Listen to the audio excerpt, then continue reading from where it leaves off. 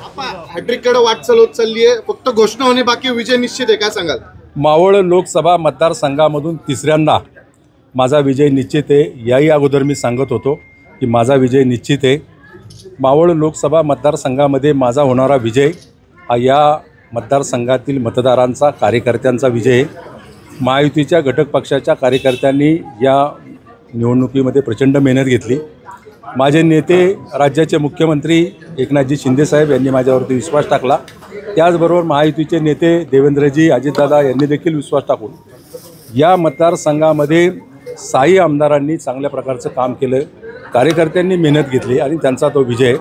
मी तुम्हाला सांगतो, पिंपरी चिंचवड शहरातील जवळपास 1 लाख मतदार हे श्रीरंग बारणेंना मानणार आहे आणि त्या मतदारांनी गेल्या अनेक निवडणुकीमध्ये मला जी साथ दिली ती या निवडणुकीमध्ये ती साथ दिलेली जाणवते।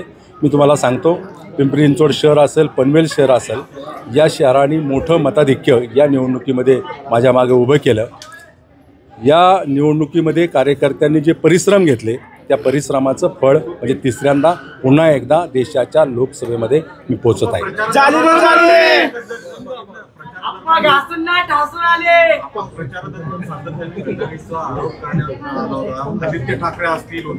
मला बरं का, आज माझा विजय झालेला आहे, मला त्या संदर्भात काय बोलायचं नाही, परंतु नंतर नक्कीच बोलेल। आज माझ्या विजयाचे सगळे साक्षीदार आपण झालेला आहात। कार्यकर्त्याची इच्छा आहे केंद्रीय मंत्रिपदी बघायची। ठीक आहे।